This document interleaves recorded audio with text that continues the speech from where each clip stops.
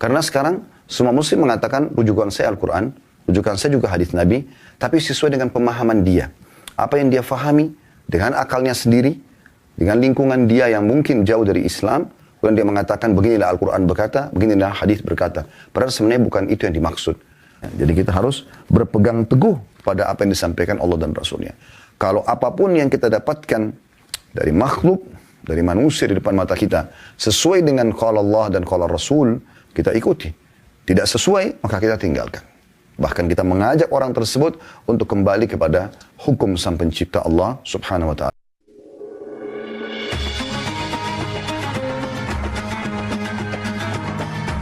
Yang subscribe, semoga hidup kaya raya, mati masuk surga. Yuk jadi bagian dari dakwah kami. Dukung operasional dakwah dan sosial kami, raih pahala amal jariah yang terus mengalir sampai hari kiamat. Assalamualaikum warahmatullahi wabarakatuh. Alhamdulillah, wassalatu wassalamu ala rasulillah. Segala puji dan puja kehadirat Allah subhanahu wa ta'ala, juga salawat dan taslim kepada Nabi besar Muhammad sallallahu alaihi wa ala alihi wa sahbihi wasallam. Kembali kami menyapa anda saudaraku seiman dari Al-Makkah Al-Mukarramah, kota terbaik di muka bumi ini, dan terdapat rumah yang paling mulia, itu rumah Allah, Ka'bah. Dan kita akan masuk ke bab baru pada kesempatan ini, yaitu beramal sesuai dengan Al-Quran dan Al-Hadith, atau dalam kurung As-Sunnah. Teman-teman sekalian, kita perlu mengetahui bahwasanya Allah subhanahu wa ta'ala sudah menurunkan kitab yang menjadi petunjuk. Dalam Al-Quran Allah katakan hudan linnas. Kemudian juga menjadi penjelas atas semua yang dibutuhkan oleh manusia. Wabayyinatin minal huda wal furqan. Dan menjadi penjelas terhadap kebenaran-kebenaran ya, atas petunjuk tersebut, dan juga furqan, pembeda antara mana yang benar, mana yang salah, mana yang hak dan mana yang batil. Al-Quran lengkap, tidak membutuhkan lagi tambahan, dan sudah tersempurnakan dari masa Nabi SAW.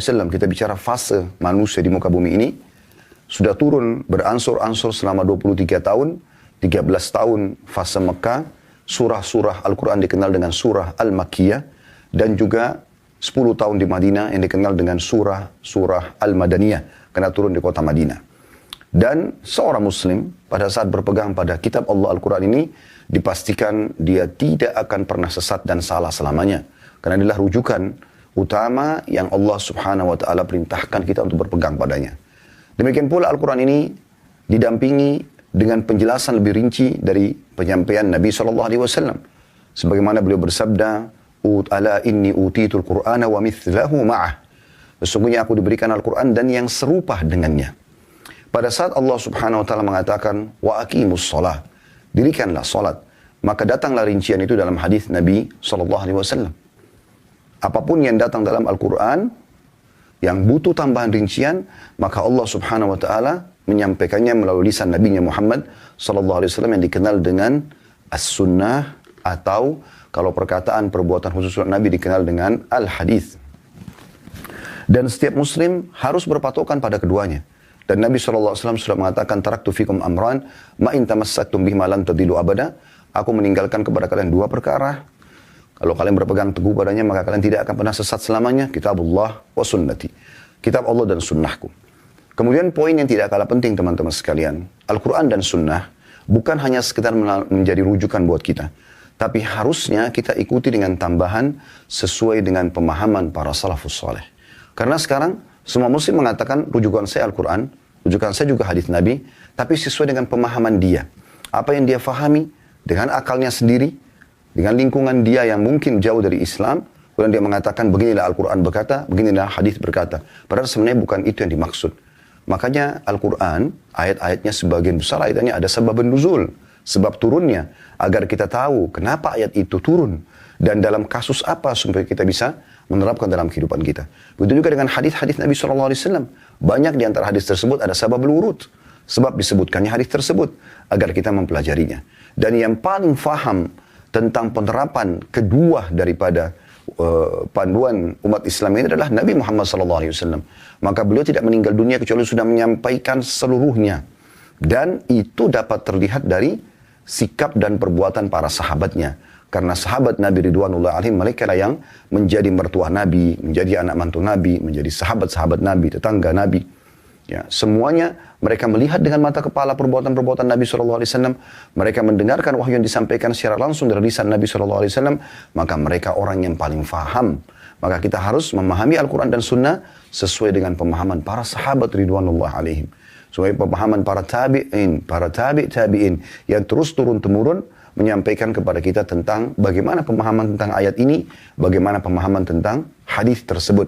Maka dengan ini tidak akan pernah ada perubahan dalam alur agama ini. Tapi kapan Anda memahami Al-Quran dan Sunnah sesuai dengan hawa nafsu Anda sendiri, sesuai dengan Anda yang Anda fahami dari retorika bahasa atau terjemahan mungkin, ya, maka itu belum sesuai. Ya, kalau seandainya tidak mengikuti apa yang difahami oleh para salafus saleh kita. Karena mereka lebih faham masalah itu. Anda coba cari tahu apa perkataan Ibnu Abbas radhiyallahu anhu dalam ayat ini. Beliau punya tafsir. Beliau banyak pendapat dalam masalah ini. Banyak dinukil ya. Tentang perkataan beliau. Tentang pemahaman hadis-hadis Nabi SAW. Dinukil dari Abdullah bin Umar, Abdullah bin Abbas, Abdullah bin Mas'ud, Abdullah bin Amr bin As, Abu Hurairah, Anas bin Malik. Banyak sekali Jabir bin Abdullah. Banyak sahabat-sahabat yang dalam kehidupan mereka terapkan hadis-hadis tersebut. Mereka fahami dan hafal serta mengamalkan ayat-ayat Al-Quran. Maka kita melihat riwayat hidup mereka, bagaimana mereka menjalankan dan bagaimana mereka memahami supaya kita tidak keliru. Ini yang dimaksudkan insya Allah. Baik, beranjak daripada yang kita berikan tadi dalam pembukaan itu, kita akan coba perluas bahasannya dengan apa yang ditulis oleh Syekh Muhammad Jamil Zainur rahimahullah. Beliau seperti kemarin-kemarin retorikanya dengan pertanyaan. Pertanyaan pertama, mengapa Allah menurunkan Al-Quran? Maka jawabannya, Allah Ta'ala menurunkan Al-Quran agar kita dapat beramal sesuai dengannya. Nah, sesuai dengannya. Sebagaimana Allah telah berfirman dalam surah Ar-Ra'd ayat 3. Potongan ayatnya, A'udhu billahi minasyaitonirrajim, ittabi'u ma unzila ilaikum min rabbikum. Al-ayah. Pegang bukunya ada titik-titik, di situ harusnya masih ada lanjutan ayat, tapi ini saksi bahasannya. Ikutilah apa yang telah diturunkan kepadamu dari Rabbmu. Jadi Al-Quran, kita disuruh diperintahkan Nabi oleh Allah SWT untuk mengikuti Al-Quran. Kemudian Nabi SAW juga bersabda, Iqra'ul Qur'ana wa'amalu bihi wa la tajfu anhu. Artinya bacalah Al-Quran dan beramallah berdasarkan Al-Quran itu. Janganlah kalian menjauhkan diri darinya. Hadis ini sahih diriwayatkan oleh Imam Ahmad. Jadi ini fungsi Al-Quran untuk dibaca dan difahami serta diterapkan dalam kehidupan kita sehari-hari. Jadi bukan hanya sekedar beli Al-Quran Bapak Ibu sekalian, kalau Anda pajang di rak rumah Anda atau di rak perpustakaan Anda, atau sekedar Anda download dalam bentuk aplikasi di HP Anda, tanpa Anda pernah membacanya, memahami maknanya, mentadaburi ya, mempelajari hukum-hukumnya, apalagi sampai menghafal dan menerapkannya. Padahal sebenarnya harus setiap muslim itu tergambarkan Al-Quran dalam lika-liku kehidupannya. Bahkan dalam semua pola hidupnya. Pola fikir, pola makan, minum, tidur, pergaulan. Mohon maaf. Semuanya harus tergambarkan Al-Quran. Apa yang Al-Quran katakan, maka itulah yang dia lakukan, yang dibolehkan. Yang dilarang, maka dia akan jauh dari larangan tersebut. Pertanyaan kedua, apa hukum beramal sesuai dengan hadis yang sahih? Maka jawabannya beramal sesuai dengan hadis yang sahih adalah wajib sebagai pendamping Al-Quran. Allah Subhanahu wa Ta'ala telah berfirman dalam surah Al-Hasyr ayat 7 yang membuktikan bahwasanya memang kita harus mendampingkan Al-Quran dengan hadis Nabi SAW. Ya. Sebagaimana Allah sebut dalam surah Al-Hasyr ayat 7 yang berbunyi, potongan ayat ya, ada titik-titik sebelumnya, berarti ada potongan ayat sebelumnya dan ada titik-titik sesudahnya. Maka saksi bahasan di tengah-tengah ayat di sini diambil oleh beliau. Bunyinya a'udzubillahi minasyaitonirrajim wa ma ataakumur rasulu fakhudhu wa ma nahakum anhu fantahu. Apapun yang diberitahukan Rasul kepadamu maka terimalah, dan apa yang dilarangnya bagimu maka tinggalkanlah. Juga sabda Nabi SAW di dalam hadis ya, yang sahih diriwayatkan Imam Ahmad, kata Nabi SAW, fa'alaikum bisunnati wa sunnatil khulafa'il mahdiyyin ar-rasyidin tamassaku biha. Kewajiban bagi kalian berpegang pada sunnahku dan sunnah khulafa yang mendapat petunjuk dan bimbingan. Berpeganglah dengan kuat padanya. Jadi kita disuruh berpegang pada sunnah Nabi SAW dan sunnah khulafa'ur rasyidin. Ini sekaligus tentu teman-teman hadis sahih riwayat Imam Ahmad ini menguatkan tadi apa yang kami sampaikan. Jadi pemahaman Nabi SAW yang harus kita pegangi. Kemudian itu dapat kita lihat juga dalam aplikasi para sahabatnya. Makanya Nabi SAW hubungkan sunnahnya dengan sunnah khulafa'ur rasyidin. Ya. Sunnah khulafa'ur rasyidin atau yang dicontohkan oleh Abu Bakar, Umar, Uthman, Ali radhiyallahu anhu ajma'in, agar kita bisa lihat bagaimana aplikasi dalam kehidupan. Dan di sini khulafa'ur rasyidin karena memang mereka menjadi pemimpin setelah Nabi SAW yang keputusan-keputusannya dalam pemerintahan tersebut diterapkan dan juga disepakati oleh seluruh sahabat pada masa hidup mereka. Ya. Sehingga akhirnya itulah yang menjadi tolok ukur bagi kaum muslimin di pelosok muka bumi ini sampai hari kiamat nanti. Tidak akan ada perubahan. Maka ini poin yang tidak kalah penting yang harus kita perhatikan. Jadi berpegang dengan Al-Quran dan Sunnah sesuai dengan pemahaman para sahabat Nabi Ridwanullahi alaihim. Karena mereka orang-orang yang menghadiri turunnya wahyu tersebut. Mereka lah yang telah langsung melihat dengan mata kepala pada saat Nabi SAW mengatakan, Sallu kama ra'aitumuni usalli. Salatlah sebagaimana kalian melihatku salat. Bagaimana kita bisa mengetahui hadis ini? Kita tidak bisa melihat Nabi SAW salat, beliau sudah meninggal dunia. Maka dari para sahabat yang menukil bagaimana takbiratul ihram Nabi SAW, bacaan-bacaan dalam sholatnya, rukuknya, i'tidalnya, sujudnya, duduk di antara dua sujud, sampai salam. Supaya sholat tersebut diterima oleh Allah Subhanahu Wa Taala. Kalau Anda kerjakan sholat semau Anda sendiri, tanpa panduan, maka percuma. Sia-sia saja. Tidak akan diterima oleh Allah Subhanahu Wa Taala. Makanya pernah ada orang di kota Basra, dalam salah satu riwayat yang dinukil dari Imam Hasan Basri rahimahullah, selepas sholat asar orang itu sholat langsung di pinggir masjid. Imam Hasan Basri ingin bertanya padanya selepas salam. Tapi habis salam 2 rakaat, dia sholat lagi 2 rakaat. Imam Hasan Basri lalu berdiri dan duduk di belakangnya. Baru mau ajak ngomong, setelah salam langsung dia berdiri tanpa ada jeda untuk sholat 6 rakaat. Begitu terus sampai 8 rakaat, dia masih mau berdiri lagi. Setelah salam di rakaat yang ke-8. Maka Hasan Basri memegang tangannya lalu bertanya, apa yang kau kerjakan? Lalu orang itu marah sambil mengatakan, apakah Allah akan menghukumku karena aku sholat? Kata Hasan Basri, tidak. Tapi Allah menghukummu, menghardikmu, karena kau buat-buat sholat itu. Walaupun kau suka sholat. Tapi 8 rakaat selepas asar, dari mana dalilnya? Mana ada buktinya? Apakah kita lebih baik daripada Nabi dan para sahabat yang tidak pernah mengerjakannya? Maka ini penting. Mengikuti sunnah Nabi SAW dan contoh dari para sahabat, akan memperlihatkan kepada kita betapa mudahnya agama Islam itu. Sebagaimana sabda Nabi SAW, ad-dinu yusr. Agama ini mudah. Mengikuti sunnah Nabi sangat mudah untuk diamalkan. Bahkan sangat murah di beberapa kegiatan-kegiatannya. Mengikuti sunnah Nabi SAW tidak butuh biaya yang besar. Orang kalau meninggal dunia, disunnahkan laki-laki menggunakan 2 lembar kain kafan, perempuan 5 lembar kain kafan untuk menutup seluruh tubuhnya.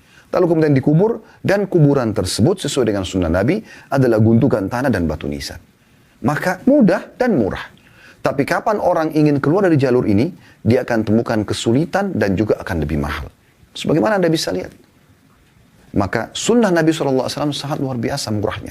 Dan mudahnya untuk diamalkan. Maka ini kemudahan dalam agama Islam. Jangan Anda persulit. Dan lanjutan hadis tadi kata Nabi SAW, dan tidak ada orang yang menyusahkan dirinya dalam agama ini, kecuali pasti agama itu akan mengalahkannya. Maksudnya akan jadi sulit buat dia. Dasarnya mudah, tapi dia yang persulit.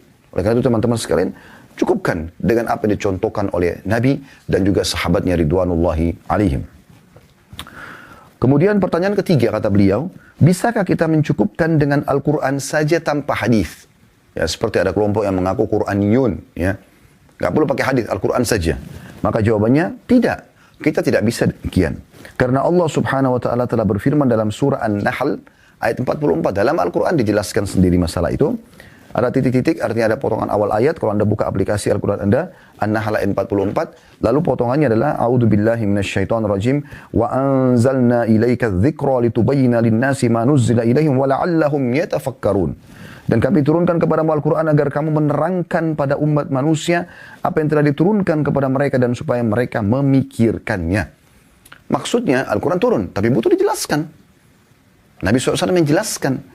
Dan dalam penjelasan ditambahkan oleh Nabi SAW sesuai dengan perintah Nabi. Sesuai dengan perintah Allah. Nabi cuma menyampaikan. Yang dikenal dengan Al-Hadith atau As-Sunnah lebih umum. Dan itu berjalan dengan hadis Nabi sejalan dengan hadis Nabi SAW yang sahih yang diriwayatkan oleh Abu Daud dan juga yang lainnya. Kata Nabi SAW, ala inni utitul kitaba wa mithlahu ma'ah. Sesungguhnya atau ingatlah, sesungguhnya aku telah diberi Al-Quran dan yang serupa dengannya. Dalam kurung yaitu hadis bersama dengan itu. Ya, jadi tidak benar orang kalau Al-Quran saja. Ya, karena rincian daripada beberapa bentuk ibadah dalam Al-Quran ada dalam hadis Nabi Sallallahu Alaihi Wasallam. Ya, makanya Nabi SAW pada saat turun ayat tentang wa aqimus shalah, dirikanlah salat, beliau mengatakan sallu kama ra'aitumuni usolli. Salatlah sebagaimana kalian melihat aku salat. Pada saat Allah SWT mengatakan wa atuz zakah, tunaikanlah zakat, datanglah hadis-hadis Nabi SAW merincikan.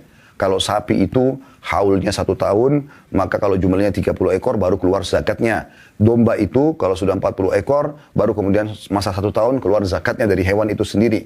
Begitu unta, kalau 5 ekor dalam 1 tahun, maka keluarlah zakatnya. Kemudian rincian juga tentang zakat emas dan perak serta uang. Ya, ada masa 1 tahun, kemudian kalau nilainya senilai dengan 85 gram emas dikeluarkan 2,5%. Rincian ini akan kita temukan dari penyampaian baginda Nabi Sallallahu Alaihi Wasallam. Turun ayat-ayat tentang haji misalnya. Maka datanglah ya, Nabi SAW mempraktikkan haji lalu mengatakan khudu anni manasikakum. Ambil manasik haji dariku.